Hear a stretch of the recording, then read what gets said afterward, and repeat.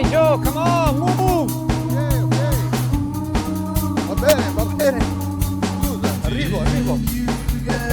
Come on!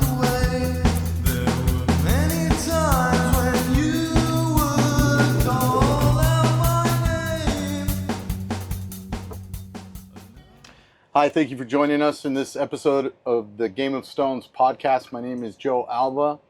I am the CEO of Poseidon Industries, and I am here today with somebody that I am very happy to call a very good friend of mine, almost like a brother now, DavidWilliams. What's up, brother? From Rochester, New York, is not from the stone industry. However, he built up a very successful 9-digit insurance company, sold out, then continued in other software development spaces. He's involved in a lot of different things, real estate investor, Airbnb, mansion owner, and more and more. Also, might not be in the stone industry, but a stone cone killer. Yeah. He's a stone cone sales closer, killer, and as well as a very patriotic That's right, gentleman baby. here. Trump 24. That's right. Anyway, so I wanted to kind of just give a little background and color on how you and I met. Yeah. The purpose of today's episode, we're going to be talking about building networks and how important that is for business, for self-improvement, for going to the next level, for trying to continue pushing the bar and trying to elevate yourself to go further, go to the next level. So I just wanted to touch upon how we met. As of this episode, I think we've known each other now more than a year and a half. Yeah, about that, about a year and a half.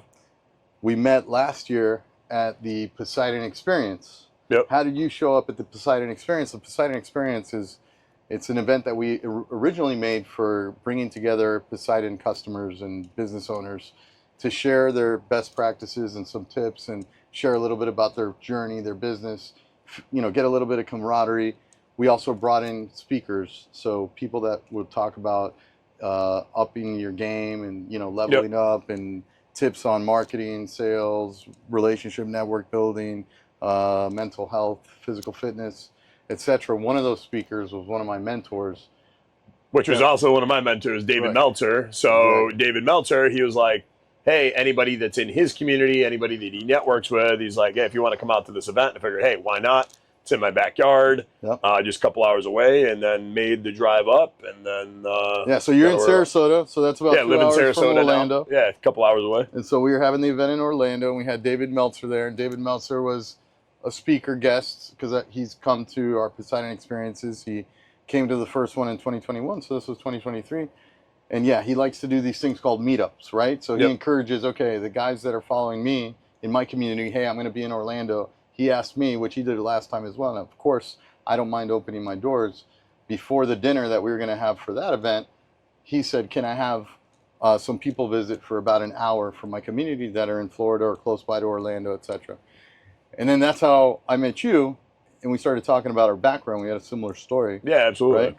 And in the Poseidon Experience, we tend to really do it up nice. So I decided to get large homes for everybody, 10 bedroom they were really small. And about 8 or 9 tiny homes for everybody. Some small Airbnbs. Yeah. Some small Airbnb options. No, it was great. Like big mansions, really done up right. I mean, just honoring all his clientele. Yeah, and you can look it up on YouTube if you want. Just type in Poseidon Experience 2023, and you'll be able to see a little bit of footage from that event. We had David Meltzer. We had Paul Hutchinson, who is the founder of Liberating Humanity charity that fights against child trafficking. Yep. And he also was the main producer for the movie Sound of Freedom that had come out July 4th, 2023.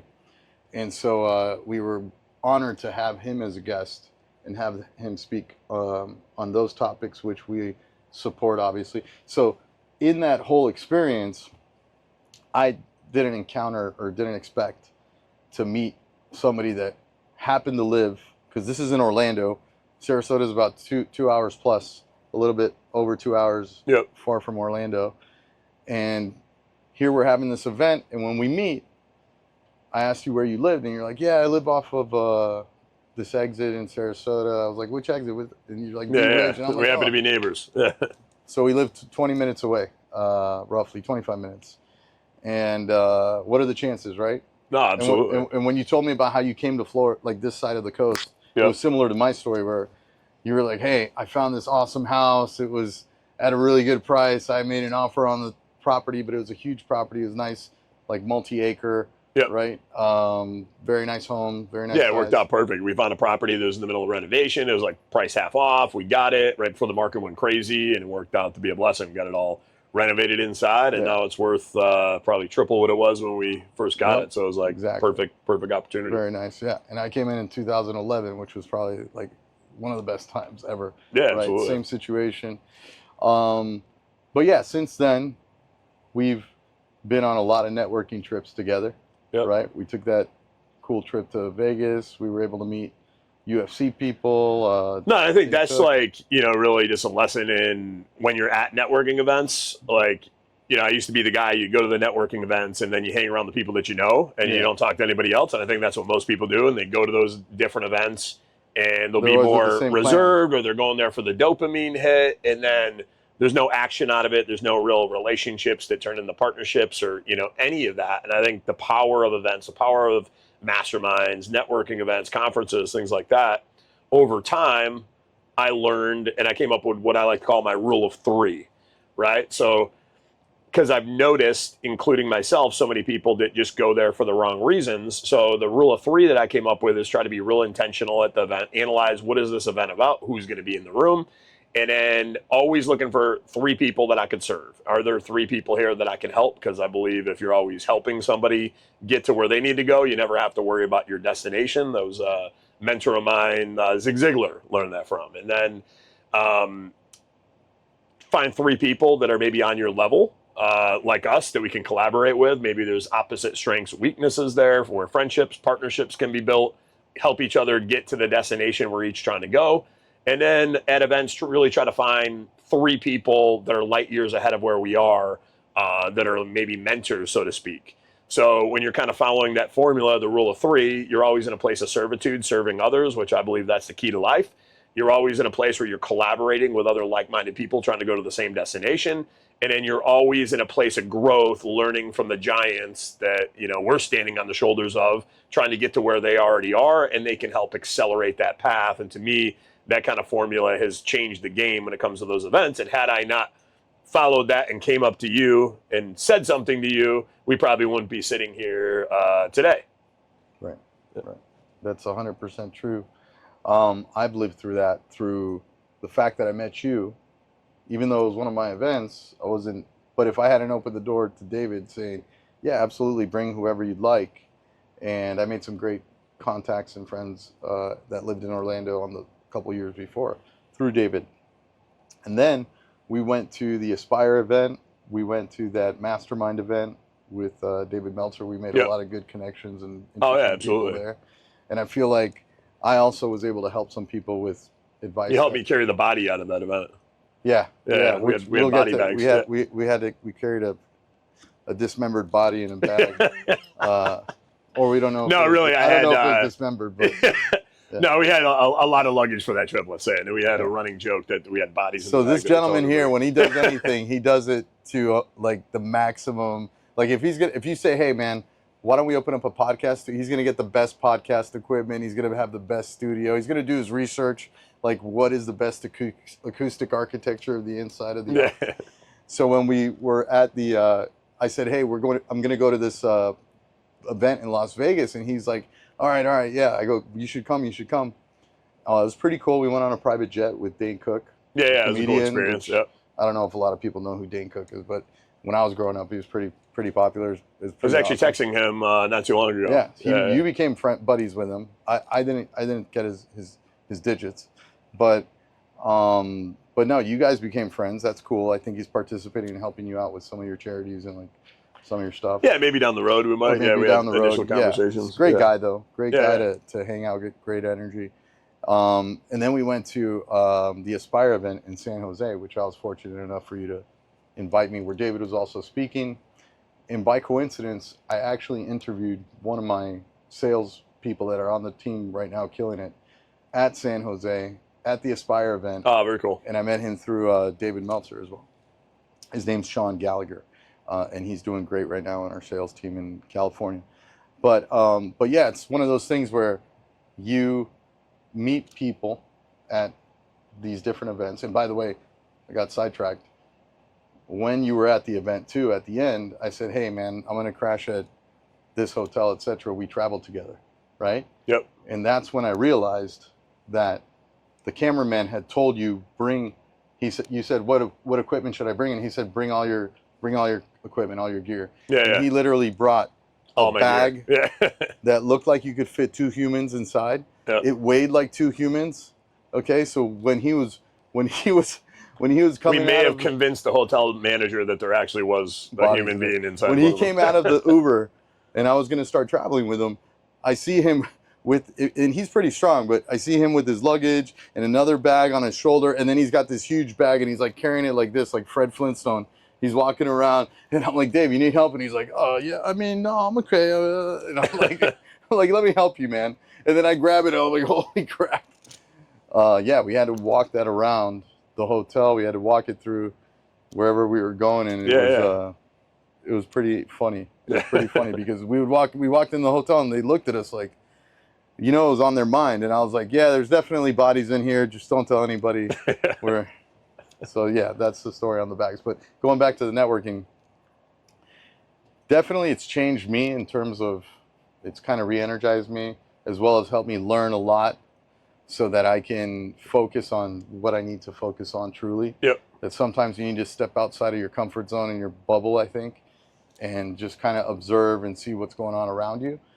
And you have a different perspective after you go to these events, especially after listening to other business owners in different industries that are not the same thing that you're used to all the time, because I'm sure you had gone to all the insurance conferences and all the insurance organizations. Oh, absolutely. And the thing is, again, it was like probably the past year really started dialing in, doubling down on building relationships, going to a lot of these events like I never had before.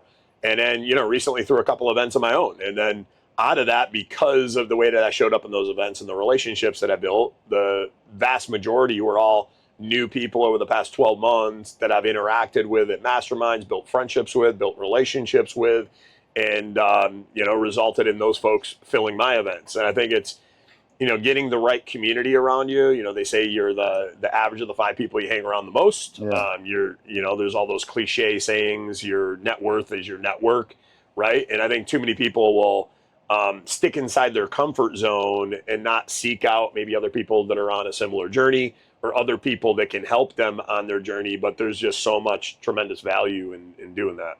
Absolutely. Absolutely. And a lot of people, I think also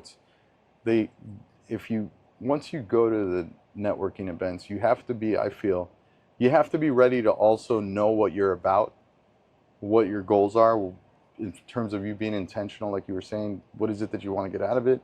Understanding that you're also there to kind of help people. Like I said before, not even did I help people, I gave them advice on stuff that real estate, for example, but I didn't go there to try to learn about real estate or, I didn't know that I would be in a position, but I was listening, just hearing people out. And I had something similar happen to me, and I was just sharing with them what I did that may be useful. And they were very grateful. They called me after the event and they were like, hey, check it out. I did this and da-da-da-da. Thank you so much. So like those little things where it makes you feel great when you can add value to somebody just by giving them the right advice or giving them the right... for sure. And I think when you go out there too, it's like the frequency you admit, right? When you are out there, and I believe that in this world, givers gain. So if you're out there really serving others, like the people that you're serving, take note of that. And one day they're going to want to, it's not why you're doing it, but they're going to want to reciprocate. And then the other people that are around you observing how you move and how you act, they're also doing that. Because if you got people that are like on your avenue, like frequency attracts frequency.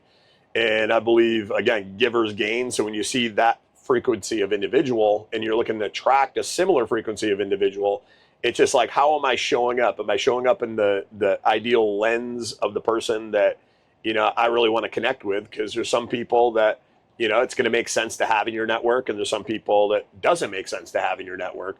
But the question is, what sort of frequency are you giving off in terms of what you're attracting when you're in those rooms? Are you showing up as your, best authentic self. And I think when you're coming in there as your best authentic self, serving, like, you're going to attract other like-minded people, and there's going to be synergy there. Absolutely. Absolutely. And you never know where it's going to lead or where it can help you. I mean, there's a lot of things that I'm grateful for that just having met you, just our friendship. Like, I would have never gone to that Trump rally if you hadn't called me out of the blue and been like, hey, yeah, we're having I got tickets tomorrow. We're going to go to the Trump rally. We're going to be having dinner with them in a few weeks. Right. Yeah. Right. That's amazing. No, just things like that. Who would have thought, right? And I was fortunate enough to go to your events, a couple of them, and I'm really happy about the future in this coming year. And now with the new administration running the country, I feel like this is going to be great optimism for the country. I feel that this is something that we really needed for peace of mind. And, no, absolutely, 100% agree. I think we got the adults back in charge, and I think we got some real reform and real change coming. I'm excited. I'm stoked about, RFK coming in, and they just appointed Joe Salatin as the Assistant Secretary of the FDA. I mean, that's going to be huge for America's health. The fact that they want to come in the Government Efficiency Committee, right, that's huge, because I think, in our country, many different governments, there's this corruption is so widespread on both sides. Like, if we actually effectively used our tax dollars where they're meant to be used, a lot of problems that we have in America today wouldn't exist. There is enough money for everybody to go around. The problem is it's going in the pockets of special interest groups. It's going in the pockets of corrupt politicians. There's no reason that we should have somebody that doesn't have a business. They're not coming in from legacy wealth, and all of a sudden they get in as a politician with a six-figure salary, and then at the end of their term, they have $100 million net worth. Well, where did that money come from, right? They're selling out the American people. And I think what this is going to do, if they execute it the right way, it's going to get America back on track.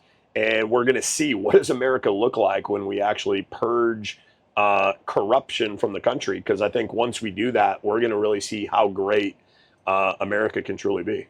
And I think, it doesn't stop there, right? Because it's not a politician isn't going to here to save us. It's not here to save everybody.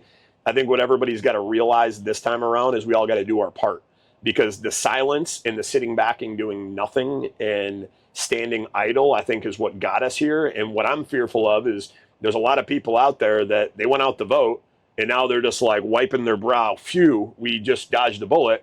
And then they're just going to sit back and do nothing again for the next 4 years. And what does history do? History repeats itself. I think everybody's now, hey, how am I going to show up differently to protect like what we're building here, to make sure that we don't have the same repeat 4 years from today, and then we just do this ping pong back and forth. Right. And that goes back to the wrong kind of networking, but networking as well. In other words, you know that the media is networking really well with special interest groups and, the paying customer, right? Oh yeah. Who's the media's biggest customer? Big Pharma. Yeah. Right. Who profits the most when people are sick, right? And that's the problem too, is that what if there are government incentives to keep people healthy, right? Oh, for sure. That would surpass whatever they're making off of selling all their drugs and medication. But unfortunately, that's not being regulated. Or even incentives for politicians where, hey, you can actually have a legitimate path. I'd be okay with the president having a legitimate path to tens of millions of dollars they could do, but it's all based off KPIs, key performance indicators, that are measured on how well the American people are doing. So if homeless stats are down and the deficit is going down and we actually can create a surplus rather than being trillions of dollars in debt and Americans suffering, and you look at these key measurables and we start winning in those categories, I'm okay with the president getting a piece of that. I'm okay with somebody in the administration getting a piece of that and giving them a viable path that's actually incentivized by righteousness and in alignment what's good for the American people to their path to wealth, rather than what it is today. It's doing the opposite, selling out the American people in order to gain the wealth that they have, because that's the reality of it. Yeah, the problem is everything, I think, has been geared towards just the aim of profit, right? So that obviously is the opposite of righteousness, right? Or making decisions. Like when we were kids, I think we grew up thinking somewhere like Big Brother, Uncle Sam, whatever you want to call it, there's somebody looking out for us like a parent does. Because a parent you trust to look out for all of their children, so everything's fair, everybody's happy, everybody's healthy, like a parent. but that's not the situation with the government, right? They're not Oh, really yeah. looking out like, oh man, this guy's taking advantage of this little guy, the big guy with all the money, and right? They're not really going in and analyzing and then making decisions based off of morality. No, let's say, absolutely. right? It's based off of money. So unfortunately, they're, every corporation's kind of incentivized by that. Yep. We got legal bribery, lobbying. I mean, this is a bigger Oh, conversation, yeah. but Absolutely. definitely I think that we've got the right administration now in power Yep. for the economy to shine, for people to get remotivated. At the end of the day, what I care about is supporting the side that's going to push traditional American values, coming from nothing, building the American dream. Yep. You got all the everything things that that are you important, want. like reinforcing our education system. And that's, that's a room where, hey, we're going to be going into Mar-a-Lago having dinner with Donald Trump. And my intention there is, taking my shot. And I think this is an example of networking, again, getting in the right rooms, but having clarity on the right reasons When you why say you're in shot, those though, rooms. you're not talking about like a medical shot. What's that? No, taking my shot in terms of an opportunity, right? Like, don't get yeah. Yeah, no, officially unboosted over here. Yeah. But, going in there because, I know Trump wants to shake up education, and that's a passion for me. We have a kids education project, so I plan on handing him a letter that articulates my capability, my skill set, my passion for the reason of wanting to help in some capacity in his administration, help reform education. And that's another example of getting into the room for the right reasons and having a strategy and intention. I'll tell you the reason why I met Dane Cook in there when everybody else was standing outside of the jet and everybody was conversation with everybody, what I was doing is I was actually tactically planning on where I was going to sit onto that jet. So if everybody noticed my behaviors and mannerisms, I actually hung by Dave Meltzer and Dane Cook, and I waited to see when they were going to position themselves in the jet. And the second they started to walk up, I walked up right after them, knowing that I could get a seat right next to them, and then use that time to build, more relationship with Dave, and then build a relationship with Dane, who I never met before, because I knew if I was in the back of the plane, just like anything else, we would never talk. We had never had a conversation. Sure as heck wouldn't have his phone number, but because I sat with him there and I did the exact same thing on the way back, intentionally waited for them to get in the plane, gotten in the exact same seat again, that, we had 4 hours of FaceTime together where we got to know each other as human beings. We got to align our interests, and I got to see, hey, is he a person of interest? And he turned out to be a pretty darn good dude, and it built a relationship up. So it's like when you think about it from a strategic standpoint, on the room you're going to, the next time you're going to an event, next time you're going into a conference, next time you're going into the mastermind, do some research. Who's going to be in the room and who is most in alignment with me, and what sort of synergy can I create? And then based off of that, what sort of strategy can I implement walking into that room to make certain that I'm going to connect the individual? Hey, maybe you're at an event, you're at SoFi Stadium, and so-and-so is going to be there. Well, how do I get proximity to that person? Well, maybe I can sit next to the bathroom, or I can sit next to the exit, because that person's going to have to get up and go to the bathroom at some point in time, and that person's going to have to exit or come back in at that point in time, and then that's going to give you a higher probability of FaceTime with that individual by strategically placing yourself in the right place, in the right room. Got it. Be intentional, basically, Yeah. with your events and who's going to be there, like you said, and be strategic on the details of noticing their body language too, maybe, and where they're hanging out more and where they're going to be, so you can position yourself to be in the right spot at the right time. No, absolutely. Yeah, absolutely, man. I think even when curating your own events too, right? It's like bringing the right people. You just don't want to bring anybody and everybody in there and just have it be a mishmash. Because I think the past 2 events we recently had went really well. It was just great to hear. I got feedback that was, hey, this is one of the best events I've ever been to. And it was like a repeat in the next one. And I dissected, well, what made this event differently than other events that they've been to? Well, I've been paying attention to a lot of the events that I'm going to. What makes up a good experience? Well, first off is like you're focusing on the experience, right? And I think we did a good job at doing that, but really curating a very similar frequency human being in that room. So like we didn't have, somebody that had a totally different frequency, totally different belief system, totally different goal in life. And 50% of the room was curated off of that individual, and then 50% with the other, because there just wouldn't be congruency there. What you notice about the rooms that we're in at our events, it was all like-minded people. It was all people in some way, shape, or form, or people of faith, givers, people that want to make an impact in the world, all entrepreneurs. And when you saw that, there wasn't one hiccup, one negative, piece of feedback, one negative interaction between everybody. It was truly a curated room of people that were just out to serve one another. And I think that's what really kind of sparked the magic there. Similar to your event. Like, you had all amazing people at your event, and you're very strategic, because I'm willing to bet there's people in your industry, not talking about their names, but there's people in your industry that aren't the go-getters, that aren't the hustlers. They aren't getting things done. They're barely surviving, right? I didn't see survivors in your room. I saw thrivers in your room. I saw people that, are out there crushing it. And people that are crushing it, they want to be hanging out with other people that are crushing it. So you can have like similar, like congruency and conversation around how you can help each other get to where you want to go. Absolutely. No, that's why I started the event this way, that I wanted to bring together all the guys. I have a very fortunate customer segment that a lot of the guys that have gone with me, because we were the underdogs, Poseidon Industries, we were the guys bringing a new technology, doing things completely different to the status quo. And I noticed that the people that I was blessed to call my customers, they were the guys that didn't need anybody else to say it was okay for them to make a decision and pull the trigger with our technology. They didn't need to see everybody else doing it and then I'll do it. Yep. They're leaders by default, and they're all, hardworking guys that came from nothing, that everybody told them it couldn't be done, and they went ahead and they did it, and they continue going forward. I get to be a part of that. I'm blessed. But those are the types of people that I noticed I had in my community, and I said, hey, let me make this event so everybody can meet each other, because locally in the construction industry, nobody talks. These guys don't join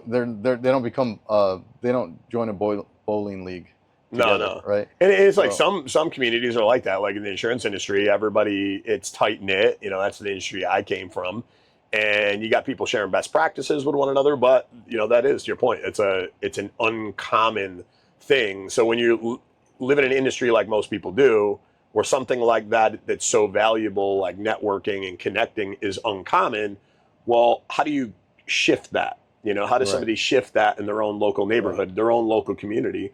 Well, sometimes you got to be the one that's creating the shift. Sometimes you got to be the one that's curating the event. Like, case in point, what you did, bringing people together in an industry that typically doesn't bring people together. Right. Yeah. And they try to, but everybody's very arm's length, and it's funny because everybody's been doing the same thing for the past 40 years, 25 years, 30 years. Everybody gets like, oh, I can't really let anybody inside my factory because they're going to see something proprietary and like life-changing. But unfortunately, there's that, that barrier, that force field, if you will, that shield. Yeah. And what I was trying to do with that event was just bring everybody together, because also it's comfortable, because one guy's in one state, another guy's in another. They're not really competing. Yeah, not direct competition. Yeah, so that made it great to be able for them to meet. They become friends. They talk. They become buddies, and we continue to grow with them. And over the years, we've been able to see vendors that have contacted us about it. Hey, I'd like to be a sponsor. And then you have other people too that, even though they're not a Poseidon customer, they loved the idea of the community and they wanted to kind of participate. So now we've opened it up, and it's going to be more open. But of course, there's going to be a vetting process, because we want to make sure we have the same like-minded individuals in the room where they can share information. And then, like you said, that's what makes for the event to be great, is that you got the same energy in the room. No, absolutely. Yeah. No, but listen, I really appreciate you making the time to sit with me and No, talk of course, about I appreciate you having me on. networking and everything. I'm proud of everything you're doing. Also, No, likewise, brother. Shout out to the Fifth Degree Academy. Tell us a little bit about the Fifth Degree Academy and how that's helping children across the United States. So that's a passion project of ours. We're real big on the give back side of things with our companies, and we wanted to get deeper into that. I have a real passion on the education space. We're doing it in my brother's name that passed away. And, I think we're failing our kids at epidemic rates. When you look at a lot of our problems in our country, I think it's the lack thereof of education that we have, that we're providing. We're not teaching any real tools, resources, life skills to go out and thrive. We're just positioning kids when they go out there to become a statistic. We're 78% of Americans 25 and under. Reality is they're paycheck to paycheck, and they got subprime credit scores. So they're starting out life already under the gun. And the sad reality is that that behavioral pattern usually continues on a good portion of their adult life. And what we want to do is we want to flip the script on that, teach them a different way, teach them money skills, teach them how to manage money, teach them about financial literacy, emotional intelligence, leadership skills, entrepreneur skills, a lot of things that when you look up the genetic makeup of somebody that's living a life of greatness, somebody that's actually living a life of by design, what if you could take that and formulate it in the Coca-Cola recipe and deliver that to kids? And, we really want to turn this into a movement where we just slowly grow it out further and further and further, get more involved in education, and then start to make that not just the exception, but the new status quo that we really have a heart set and a mindset for putting our kids first and their futures first and setting them up that way. Because the reality is they got 12 years. 12 years is a long freaking period of time to get kids set up to just go out and be beasts. A lot of the stuff that we learned at workshops and networking and some of these events like sales training, things like that. Imagine if we would have had some of that during those 12 years as children. Oh yeah, 100%. Now, of course, you got to be the kid that finds that interesting, but still, nobody found anthropology and social studies and all of that interesting. No, and I think it's by design, right? So that's why we got to shatter the current system. That's why I'm so excited about Trump coming in, because I think we got to shatter the system. It was founded by people like the Rockefellers that didn't want what was best for other people. They wanted consumers and they wanted worker bees that can serve their interests, and they didn't want competition up at the top. That's what the elite wants. The elite's going to tell everybody, hey, this is, we want what's good for you, but when you actually look at their actions versus listening to their words, what their actions say is we don't want to give people an easy path to wealth. We don't want to give people an obtainable path of wealth, and I believe those people hate the American dream, and that's why you saw it under attack for the last 4 years. Yeah. And now we got people that love America, love the American dream. And I think this is a perfect opportunity to create a revolution when it comes to their education in America. Absolutely. Bring back the American dream, basically. Bring back hard work ethic. Yep. With hard work and determination and an honest living, you can live the American dream and you can come from nothing. No, absolutely. That's what we did. What we both did, if we can do it. You came from Circuit City, working at Circuit City, and before that, working at... Yeah. Teachers told me I had a learning disability, wasn't going to amount to anything in life. Finally found my superpower, which was extreme work ethic, and started climbing the corporate ladder and did that. And then, faced my own series of challenges where doctors told me I was going to be on disability for life, still ignored the labels people were trying to limit me with, and, really leaned in, started my own business, and here we are. But had I listened to I like to call it the force of average, right? The force of average is around us all the time. Listen to the force of average, like so many people do, is we program them, and the way is the way. Closest people around you, right? Yeah. No, absolutely. And sometimes we're around the wrong people, not to knock teachers, but hey, my teacher didn't know anything about entrepreneurship. Hey, right? Man, just like everything else, not every teacher's great. Right? Yeah, absolutely. And I was operating off of wrong data, wrong advice. But luckily I had the faith and the willingness to see through that, push past that, and create the life that we created today. So one last tip for our listeners out there in terms of, number one, networking, how to network. And number two, any words of advice for somebody that's having a tough time and trying to break through. I'd say go out and get a coach immediately. Go out and get a mentor immediately in all important aspects of your life. And I say that because so many people are like, hey, I'm going to get a mentor and I only do it in business. But hey, how's your health doing? How's your marriage doing? When it comes to your faith or whatever it is that you believe in, how is that going? Because when I realized the power of mentorship, I started going all in on it. And that's when my life got really good. And there's so many people out there, they'll chase one rabbit and go all in on it, like their business, their marriage falls apart, their health falls apart. And, what is a thriving business? And eventually that ripple effect is going to come back to the business and you'll lose everything. So I have a good mentor when it comes to my faith and spirituality. I have a good mentor when it comes to having a therapist, because I think every entrepreneur should have a therapist and it shouldn't be shameful to talk about, right? They help me get through the mental challenges of things. I have a mentor when it comes to scaling businesses. I have a mentor in every important aspect of life, including my health, and a trainer when it comes to working out. So I have like 7, 8 different important coaches and mentors in my life that allow me to stay balanced and even keeled across all those important pillars in my life. And I think that's the best thing that anybody could do is hire a great mentor and great coach. So hire the first one that'll be like pertaining to your immediate priorities as goals. Yeah, absolutely. And then grow into it. Get worse. Before you get 7 or 8. Yeah, get used to ebbing and flowing with one, right? But then, don't neglect the other important areas of life because eventually don't commit to just making money. Yeah, absolutely. Right? Even though it's your most pressing concern for most people, right? Well, for everybody. I mean, nothing is forever, right? Absolutely. But, thank you so much, bro. No, I appreciate it, brother. Appreciate it. All right.